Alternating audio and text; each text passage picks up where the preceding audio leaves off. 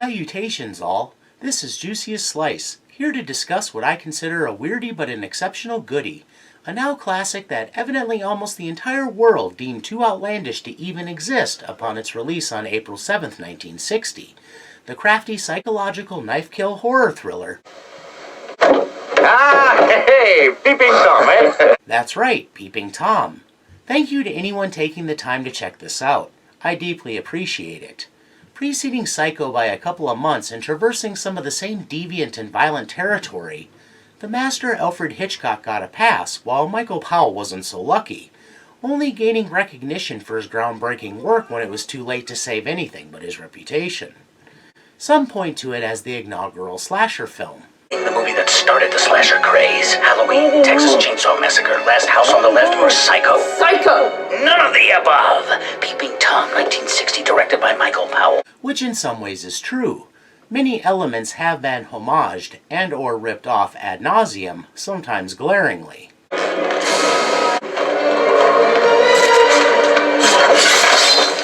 But I feel it exists as something too unique to relegate to such a narrow distinction. In regard to gore and excessive on-screen violence, what became the stock and trade of slashers? The film is tame, and traded in ideas too sordid for the day, rather than the kind of exploitation-driven extremeness that became standard by the 1980s. I guess since it so obviously created an exploitable template, by introducing a human killer, the killer's POV, and a killer of women who uses a distinctive weapon, Peeping Tom does bear a passing resemblance to the flicks that came out of the slasher subgenre, but I would say it's far more elegant and artistic than all but the very best examples of such films, and every bit Psycho's equal. So what do you get when you take a voyeuristic psychopath out to fulfill his perverse desires mixed with huge mental issues likely caused by a patriarch? This film defies equivalence. But The Odd Picture Crawlspace from 1986 could be described similarly despite being a whole different can of worms, so I'll go with that.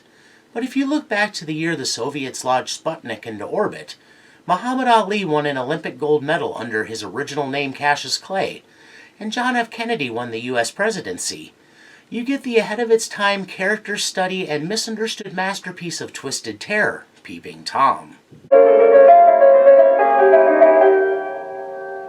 Produced and directed by the aforementioned Michael Powell, from a screenplay by Leo Marx, the film stars Karl-Heinz Bohm as fresh-faced voyeuristic killer Mark Lewis. You might remember her as the unfortunate Babs in Frenzy, the fabulous Anne Massey. As Helen Stevens, Mark's quasi-love interest.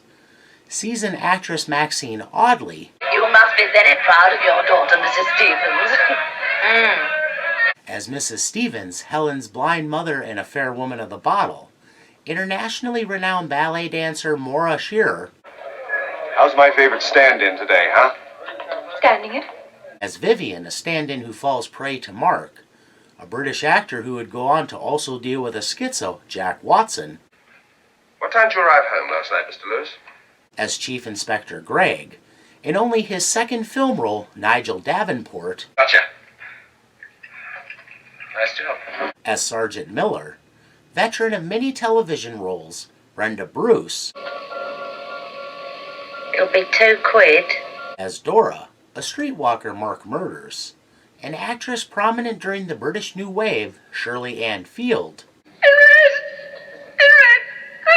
As Diane Ashley, an actress thoroughly traumatized by Mark's actions. Czech Austrian character actor Martin Miller. What's your job? As Dr. Rosen, a psychiatrist called to the set to console distraught Diane. English glamour model and actress Pamela Green. You spoiled my whole evening, you have. As pinup model Millie, Mark's final victim. And last but not least, much like Freddy's glove,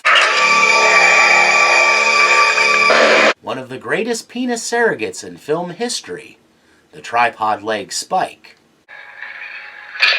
That. As the distinctly phallic murder weapon. The film opens with the target transitioning to a shot of an eye.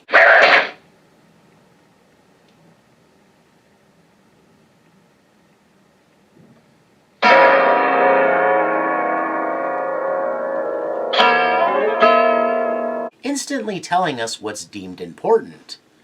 Since the order of the day is the visual, it's no surprise the look of the film is rich, even lush, demanding the eye's engagement. An aspiring filmmaker, Reserved Mark is a member of a studio film crew and carries his camera at all times, claiming he's making a documentary. He picks up a prostitute, Dora, surreptitiously filming the entire exchange. They return to her flat. Once alone, he strikes.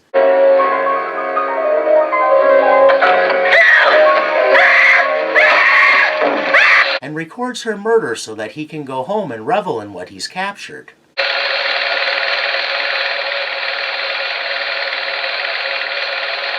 As if the act itself wasn't fulfilling, but the filming and subsequent voyeurism. All this occurs, and only then do we get the opening title card and credits, a point to which I will return. Next day, masquerading as a reporter, and proving the old adage, Mark outrageously returns to the scene of the crime, and films as his victim's body is carted away. Before going to a photography gig that sees him taking softcore pinup pictures. Well, look who's here. Cecil Beaton. Mark has obvious reservations about his murderous actions, and unlike many serial killers, takes no pleasure from his notoriety.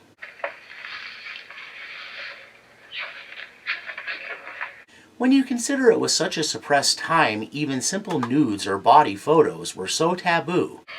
I'm told by a friend that you have some views for sale. What sort of views, sir? As to require a dilly-dallying song and dance to acquire. What?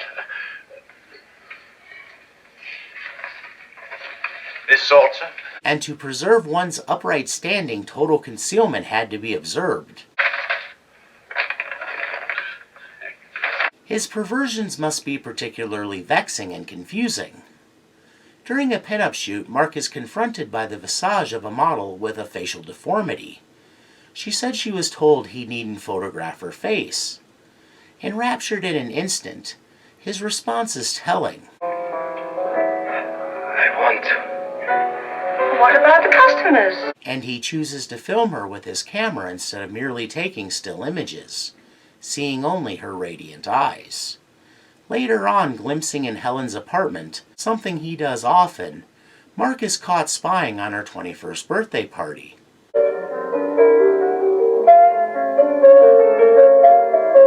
Granting her an excuse to make introductions. Hello. I don't know how many times we passed each other on the stairs, but tonight I'm determined at least to say hello to you. So hello. And invite him to the party. A reserved and isolated sort, though he seems to harbor a curiosity about normal activities, he refuses, seemingly flustered by the interaction, claiming he has work, by which he means reviewing his personal footage. Having sparked her curiosity, Helen brings him a slice of cake as a pretext to engage him further. Mark reveals he inherited the house they live in, and rents out rooms through an agency for sake of upkeep. Helen is rather shocked. Yes. But you walk about as if you haven't paid the rent. But Mark explains, It's his house, and I never said it. suggesting a strange, almost begrudging respect for his deceased father. He shows her a film shot by Old Dad, a scientist who sought to record his entire childhood for purposes of scientific study. A strange montage of events, chronicling everything from petty torments such as shining a flashlight in his eyes. Then who took this film? My father. Or tossing lizards on him while he slept, to his mother's death, funeral, and replacement with another woman a mere 6 weeks after what Mark refers to as the last sequence. Helen is a little appalled, and after learning Mark's father was a biologist, inquires as to the particulars of his research. Mark tells her fear. Especially fear in children, and how they react to it. He justifies it, saying his father learned a lot from tormenting him. Having thoroughly weirded her out, when a party guest comes to collect her, she gladly leaves, but still extends an invitation for him to join. In the wake of her departure, Mark clearly feels like a proper freak,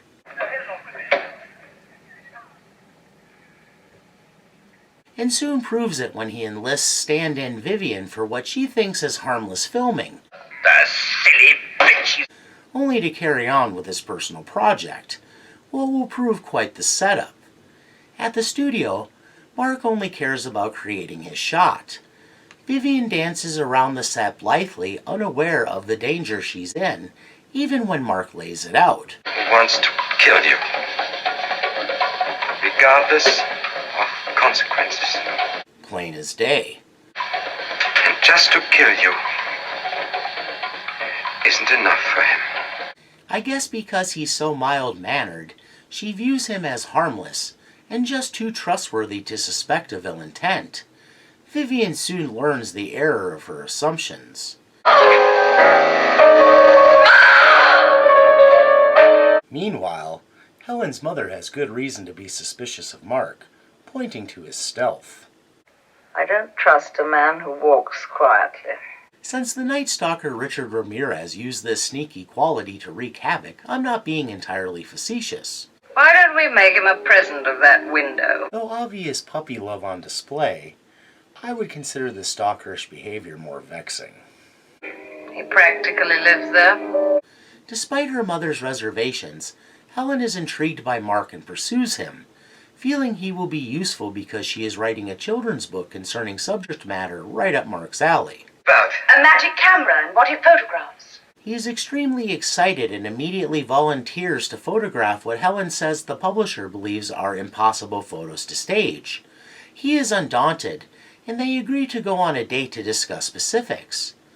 Next day, Mark's macabre handiwork is discovered on set while he captures the event in his sneaky way.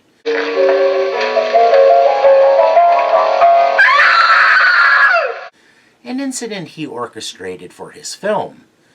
Connecting the victims, the investigators come to an interesting conclusion. Chief expression is exactly... No, that's it. Mark avoids suspicion and even eavesdrops on the investigation, Wounds caused by the same instrument. Both women subjected to the most violent shock. managing to secure some footage for his growing documentary, Hello? and almost reveals himself with his determination to film. Get the real estate back. Right? Demonstrating impulsiveness outside his usual tightly wound persona. For an obvious alcoholic may be driven by bitterness over the hand she was dealt. Instinct's a wonderful thing, isn't it, Mark? If I'd listened to it years ago, I might have kept my sight. Mrs. Stevens has an uncanny knack for knowing Mark's comings and goings, He's here. evidently attributable to something akin to Spidey sense. How did you know he was there? The back of my neck told me. Helen is too enthused to recognize warning in her mother's dour bearing, and introduces the two before she and Mark depart for dinner. Helen proves a powerful lure, compelling him to leave his ever-present camera, his security blanket and pacifier combined, behind for once. This act is huge for him. Mark unmistakably yearns for normalcy, and Helen represents his chance. Where is this restaurant? round the corner. Come along then. Thank you. Because for a shy softy, he's a weird guy and requires a bridge to what most take for granted, because it's all beyond his limited understanding. Only thing, he's already too far down the homicidal path to ever backtrack, so he'll always be denied, almost as if he's irrevocably emotionally damaged from what he suffered as a child. Bingo! The date ends with an awkward kiss. And Mark's discomfiture kind of gives away his underlying understanding of the situation.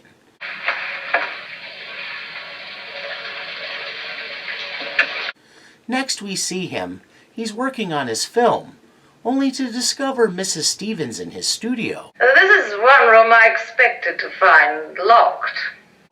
and she presses him on what he's watching, telling him to lie because she would never know, and he tells her she would know for sure.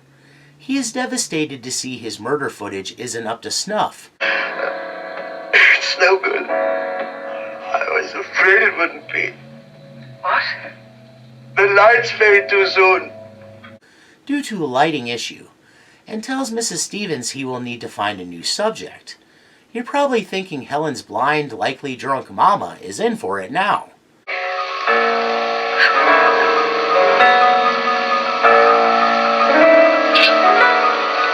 But Mark restrains himself and is rebuked for his trouble. All this filming isn't healthy. And that you need help. Get it, Mark. Were she not entirely right, it would be more than a little insulting. She has no idea of Mark Chronicles' murder, after all, and I suspect when she pressed him to describe what was playing, she likely believed it risque, even pornographic. I would agree that as a parent, you probably don't want your daughter hanging around some quiet loner who makes provocative material, especially back then. But under normal circumstances, she should maybe not kink shame. She is only right because Mark is a murderer who has gone too far. Otherwise, she should maybe mind her business. Which magazine sells the most copies? Those with girls on the front covers and no front covers on the girls. Exactly. Psychiatrist Dr. Rosen is on set the following day to minister to Diane, the actress who fainted when the body in the trunk was revealed.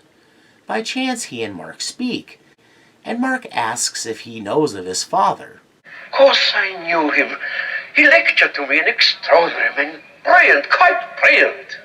And perhaps his high opinion encourages Mark to pursue insight. What causes people to be peeping toms? Dr. Rosen is only too happy to offer. Scoptophilia, that would interest him. Most fertile mind. Scoptophilia, the morbid urge to gaze. When he asks about a cure, likely with Helen in mind, the good doctor basically tells him intensive therapy, and Mark seems immediately resigned to the impossibility in his case. Maybe a swipe at the profession. When questioned by police, Dr. Rosen balks at the notion Mark could be the maniac. You don't suspect him, do you? Mark next kills pinup model Millie. Is it safe to be alone with you, I wonder? It might be more fun if it wasn't. Before going home and discovering Helen has watched some of his footage. Don't let me see you're frightened. Mark forces her to stand in the shadows because she won't be safe if he sees her fear as he reveals the source of his mental illness. And you know some of what he did. But not all. The extent of his father's torments. Aged 5.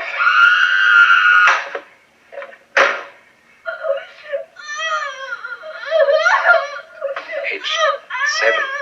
Mark then Must tell someone everything.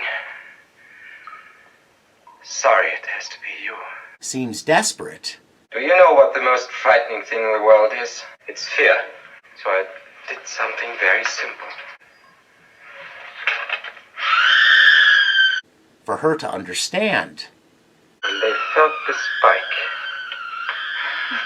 touching their throat and knew I was going to kill them, And to know the suffering he inflicted.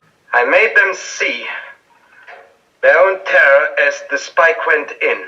Having broken through his barricade by humanizing herself, he can't harm her. But not you. I promised I'd never photograph you. Police tipped off to his murder of Millie soon arrive. Like any other scene, Mark has it all planned out. A stroboscopic nightmare. And has only one regret. I wish I could have found your faces for you. Not so much the epitome of grace under pressure, Mark carries out the inevitable finale of his film, taking the only logical way out to escape his many dilemmas. Helen, I'm afraid.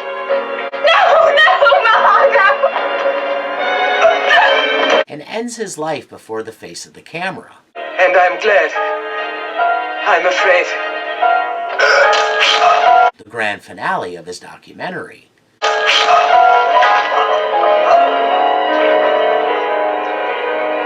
Seems Mark's journey to this point was ultimately an existential contemplating one, to parse out and reconcile the derangement imparted from his bizarre childhood, and to find his true self.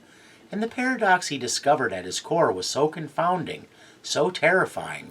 Before the eyes of Helen, he had no choice but to reject and cancel himself.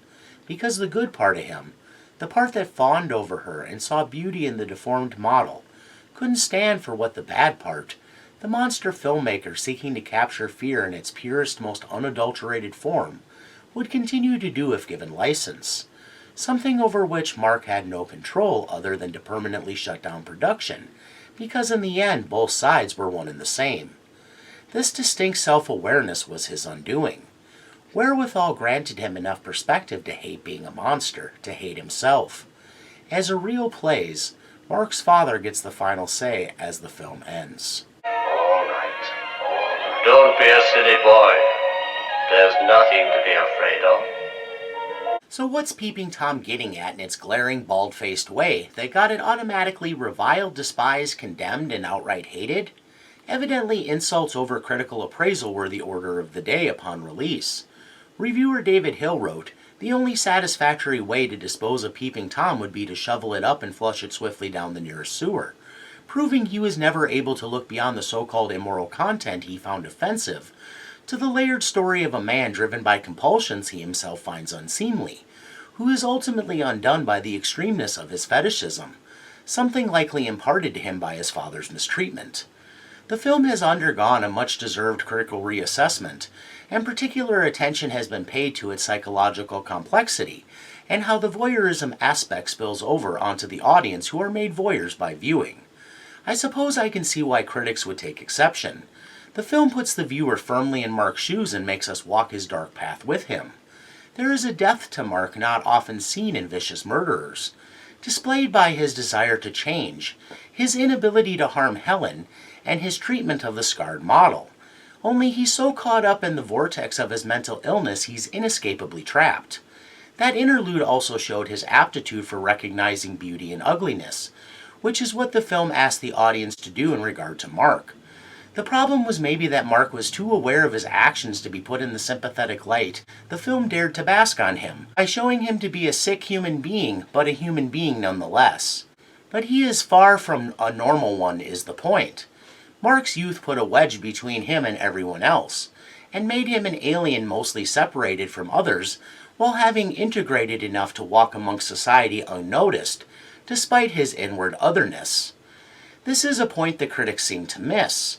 Sure, horror has never been very critically lauded, but supernatural monsters, outer space beasties, and gigantic creatures released from the bowels of the earth could be classified as fantastical, and therefore acceptable at least as lowbrow entertainment. Making the antagonist a thinking and feeling person who presents a mirage to others while harboring blinding darkness, blinded critics to the fact Mark, for all his privilege and ability to blend in, was every bit the other as any film monster, a notion that may be hit too close to home. Comparisons to Psycho are inescapable, but I consider the films entirely different beasts. Norman Bates' mental illness indemnified him from guilt, while Mark, a psycho if there ever was one, was very much aware of his actions and calculating and carrying them out. To the audiences of the era, showing the violent fantasies of a sane but addled mind brought to life had to be like a slap in the face. Though not entirely critically embraced, Psycho still managed a balance of total ignorance on Norman's part and mystery surrounding Mother to weave an overall more palatable scenario. Mark is a monster conscious of his monstrousness, yet proceeds with his dastardly crimes anyway, making him evil, and much less forgivable than naive, overtaken Norman, controlled by Mother whenever his arousal signaled her to rise forth and smite the object of his affections. Mark targets those he fancies, and ultimately, no matter his pretensions about desiring to stop, unapologetically, implying remorseless detachedness, perhaps insight into how his father conducted his experimentation. The film is something of an indictment of institutions, from scientific to psychiatric. Mark was railroaded by the bizarre circumstances of his unusual childhood. Is he a victim? Science would call him a subject, psychiatry a patient, but he was a victim too, of a parent who put his emotional well-being behind hope for advancement, and in the process warped him horribly. And for what? To better understand a child's terror. There's probably something noble in that, but I don't see it. There are better ways to gather data. So much in Mark's actions give insight into what he endured. He has no qualms when it comes to his murderous deeds. He's decided, determined, and deliberate. This suggests, despite his reservations, a deep level of comfort with his perversions, suggesting further he's lived with his desires and fantasies for a long time. Being the watcher, the spectator, was the fetish instilled in him by the invasiveness he experienced in childhood, and the camera is basically his key to the world and his perversions, and a way to have an alternative view more shaped to his liking. He equates control over the camera to control over the world, his subjects, everything, yet recognizes, whatever I photograph, I always lose. As if he believes being filmed all those years took something from him, and maybe relegated him to a lost soul. Title and plot presentation may play a part in the overwhelmingly negative perception. Peeping Toms have always been frowned upon and viewed, whether minor nuisances or troublesome menaces, as a deviant element of society, and any attempt at reforming one would be met with contempt. So write off such a title would inspire only bad connotations. Since we understand today peeping is a trait many serial killers share, though it should be said there are plenty of peepers who don't kill, it was warranted. Then before the title even comes up, the audience is confronted with the voyeuristic murder of a prostitute by someone with a face. An attractive young man not likely to be pegged for what he is, a baddie of the worst order. Had it been called something like Man with a Problem and began with a more conventional mystery narrative, introducing Mark as a seemingly innocent character before putting his deviance on open display, it might have fared better. But then it would have lost much of its in-your-face impact, an impact that resonates to this day. I can't overstate this film's relevance even now. YouTube, TikTok, and Instagram, among others, make the majority of us voyeurs, facilitating us peering into the lives of strangers for entertainment, to learn new skills, or to get a vicarious thrill. The existence of these mediums has doubtlessly contributed to a great deal of good, but they have also given rise to some not-so-savory elements. For instance, parents today don't need science as a justification to mistreat their children on film. The hope to entertain the masses is reason enough.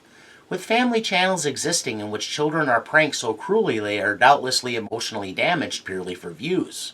That anyone can be recorded from birth onward has created a distinctly unique generation that has grown up differently than any previously, allowing for the erosion of many privacy boundaries as younger people are taught to be less inclined to see the need, as they are encouraged to share every aspect of their life. Scary stuff to be sure. In final analysis, Peeping Tom shucked years of steadfast decorum way too quickly by presenting a very human monster well aware of the dastardliness of his actions, and was thus deemed too improper, indecent, and shocking to be anything other than pulp tripe, certainly not worthy of serious criticism.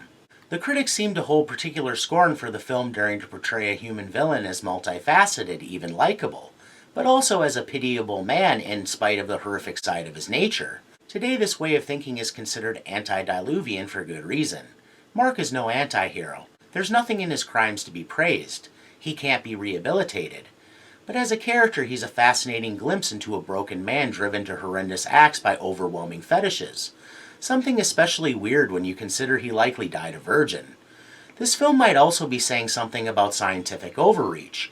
Had Mark not been his father's unwilling guinea pig, twisting his world view from a tender age, would he have developed into a voyeuristic killer?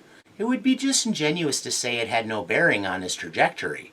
I think the film wants us to believe Mark was more a product of nurture than nature, as sympathies are with him and he's presented as an otherwise unassuming individual.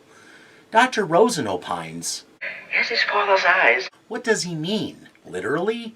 Or that he possesses the same dispassionate gaze as a scientist who could systematically mistreat his own child for years and years? In the end, if presented through the viewfinder, Mark was capable of committing terrible acts, and that was a threshold introduced to him and forced upon him by his father. His father would probably defend himself by saying at least he didn't raise a backstabber. If Mark's going to stab you, he's going to do it in your face. Is this flick worth a watch? I recommended it for nothing else historical relevance. As a seminal classic, it foresaw so much of what was to come it's kind of incredible. I will also say this is by no means a complete breakdown of all the film's thematic, symbolic, or overarching meanings, but only some of what pops into my mind when I think about this amazing film. I could probably write a whole book about this one. Well, I think I've reached the end of the rope for now, so I won't leave you dangling. If you've made it this far, thanks for listening to my ramblings. Please share any refutations, opinions, accusations, japes, or other ideas in the comments below.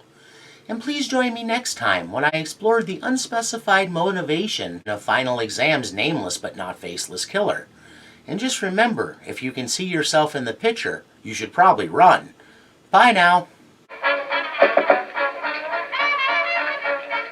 Well, he won't be doing the crossword tonight.